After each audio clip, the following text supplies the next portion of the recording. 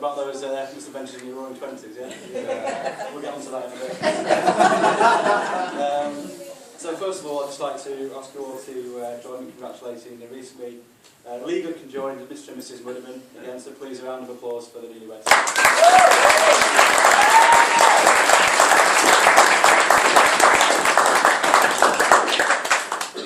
I'd also like to bring to attention, wanted or otherwise, to the producers. And by that I mean producers, firstly of the fine, upstanding specimen of mankind that is Mr Joe Muddiman. And of course the beautiful, graceful and utterly charming Jessica. So thank you for helping to make this day such a special occasion, and as it is, ladies and gentlemen, the parents.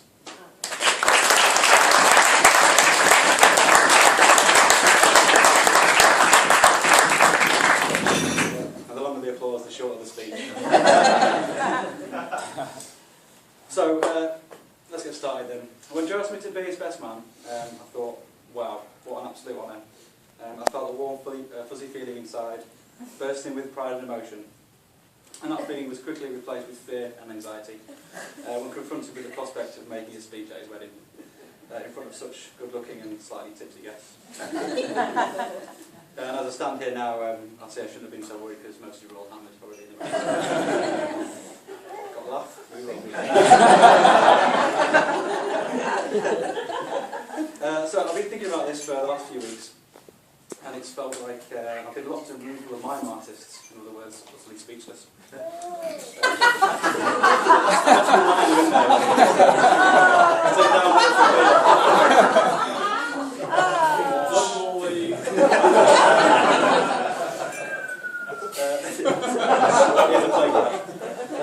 So how can I say this? You know when you watch a chat show, or you hear a radio ad, or somebody promoting a film, the movie is so wantonly graphic that the host, before playing a clip, makes the usual observation that we have to search hard for a clip that was playable on a family show. Well, this is that moment. Watching that show. I dug deeper and deeper, and censorship determined that I would pretty much have to water down any anecdote I could think of.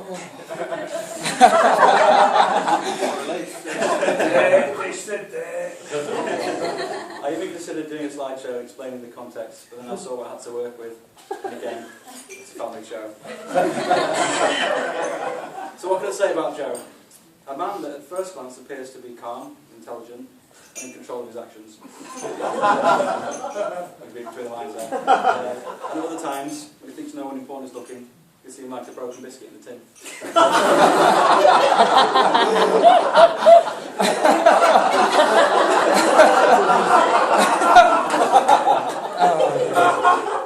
Able to distort his face in ways in which Harryhausen would be intrigued of and even afraid. Making off-the-cuff remarks so close to the bone that only a trusting few could appreciate. A man who, when pushed, can go into almost any character his imagination forms and stay there for as long as the comedy is strong. And sometimes when it's completely run out. This is a man who will call Dad's customer services and demand to know where his complimentary scoop.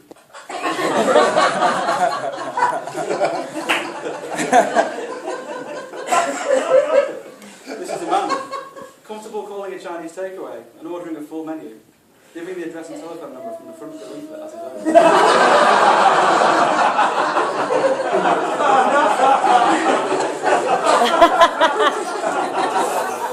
This is a man who would calmly call the London-based midnight radio phone-in show, convince the host that he had developed a remedy for colds, and that someone he knew had actually vanished because they drank gin. Not being kidnapped or arrested or whatever, but actually physically vanished.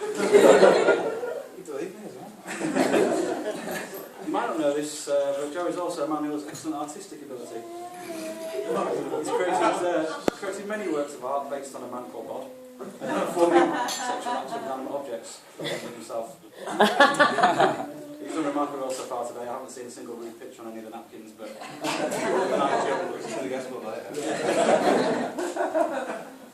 So Joe and I were acquainted. We're not acquainted as children, even though we lived quite close to each other and our schools were direct rivals in North Leeds. And in that respect, when we did meet, our worldviews had already been partially formed in an orderly, likewise fashion. We came together as friends in the summer of 2004 because we both shared similar interests and we both frequented the same pub, the Queen's Arms.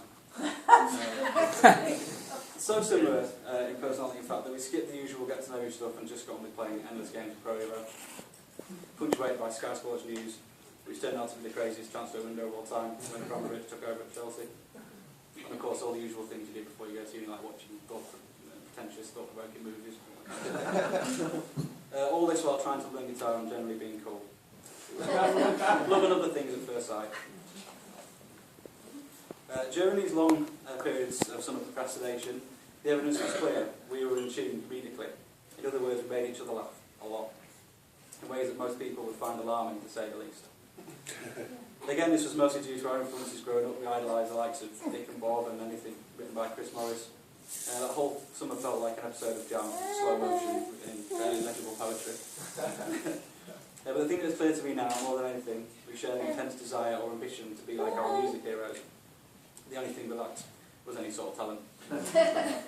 In that one brief summer, we were 18, I knew I found a kindred spirit, and someone who I could borrow a Silent Hill walkthrough manual from as well. So then we decided that we should live together as students, and that we would have the best house parties, and create music and have fun, and be great and cool, and live a romantic life of excess. The Byron Shelley of Hyde Park Corner. And all those things we did, and more. With taxpayers' money, so thank you.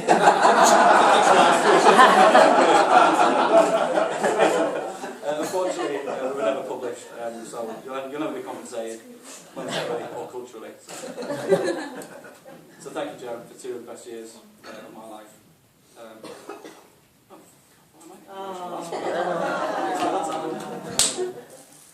Yeah, we were the best of friends, and we supported each other through our weird and wonderful problems in our own unique way. Usually complemented by a cup of tea and a round of freezing cold Football Manager. And it was really cold in our flat. We never felt we needed more than a really cheap halogen meter oscillating benevolently in the corner. We always found better things to spend our non-existent cash flow on. However, the flat was warm in spirit. Oh, that could have just been the smell.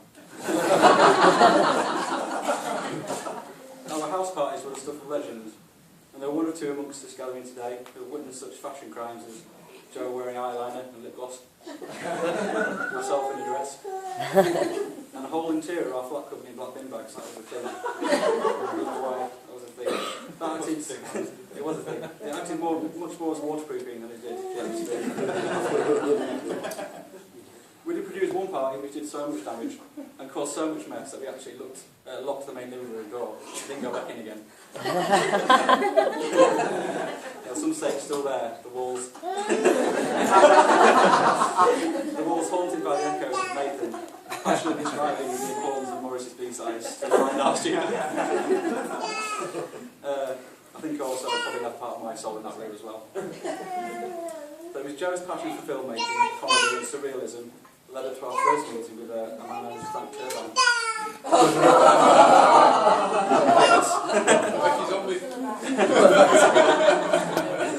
He became a friend for life.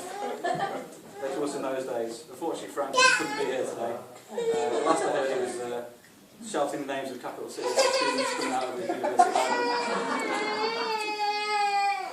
One time, Joe and I had been at our best friend Nick's house, and Nick's over there. Everybody liked to wear the Nick and make him feel really awkward. We spent most of the night. This is the last story, by the way, so yeah, bear with me. We spent most of the night watching Nick be creative with Photoshop whilst we drank and had fun. Anyway, for some reason, which I really can't remember, Joe brought his guitar in. Seemed to bring his guitar in quite a lot. Yeah, definitely did. Does there need to be a reason to bring a guitar? No, I guess not.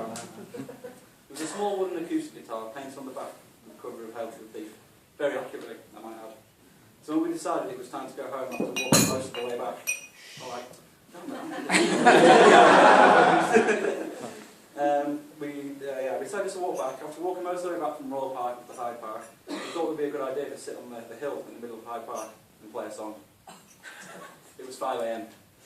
The song was Creep by Radiohead. Good choice. Joe began strumming with all of his heart, fingers ripping the strings, and as the violet sky turned orange at the break of dawn, our voices rang out across the dew-covered grass, screeching the words like they were our last on earth. We didn't see them coming. We didn't hear them coming. And they knew both of these facts, And as we became aware of the police patrol car started to roll in the our hearts froze. I looked into the stern eyes of the officer and expected the worst. I then noticed the second officer in the passenger side, barely conscious with laughter, gasping for air. The first officer asked a question, barely able to maintain character. "What are you doing?" he said. Joe stopped strumming and seamlessly replied, "Wait for the shop to open."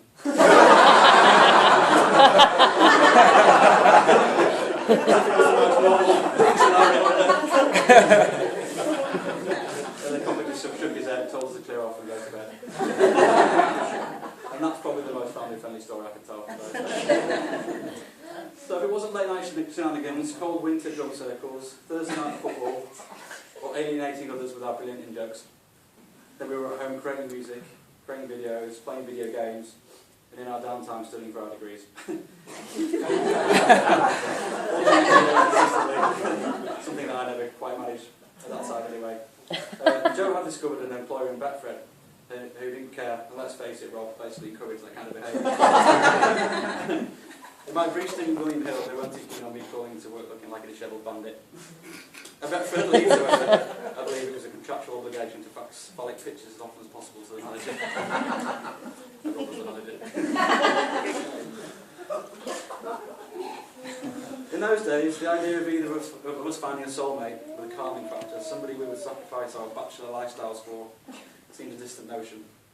And to be honest, I'd lost all hope for Joe. I'm pretty sure the most romantic place he'd been to was Nando's. His idea of a chick flick was a David Lynch nightmare sequence broken down into 3 4-hour parts. And then along came Jess. The first time I met Jess, it was clear that she was attracted to Joe. She had her target locked, so to speak. This was unusual. Joe was the prey. I'd never seen anything like it before. It was astonishing to witness. I knew he was smart, but how did he know which string to strike?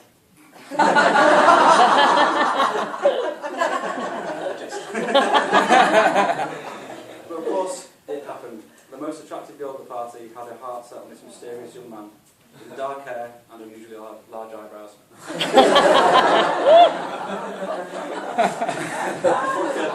Mysterious ways. We know that was always in Joe's nature, and don't mean to drug and capture women, that was before. But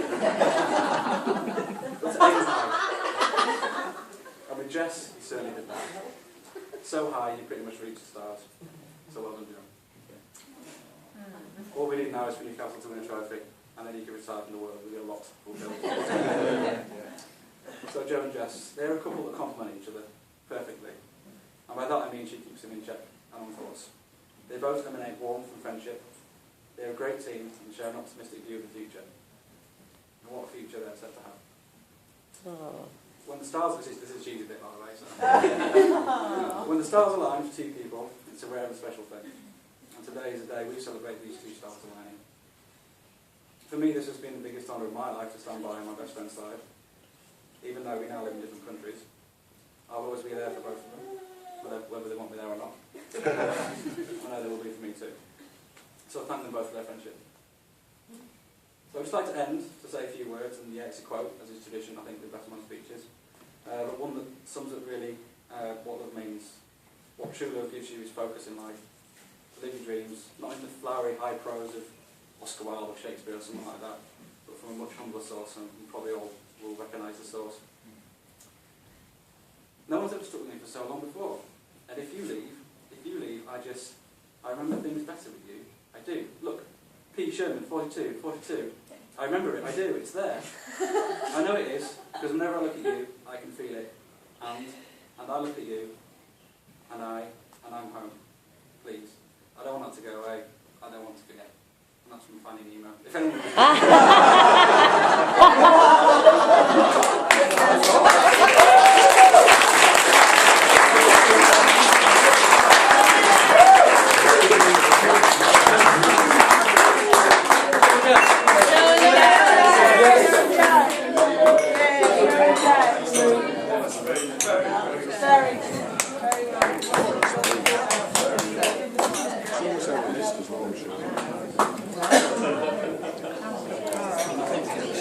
Very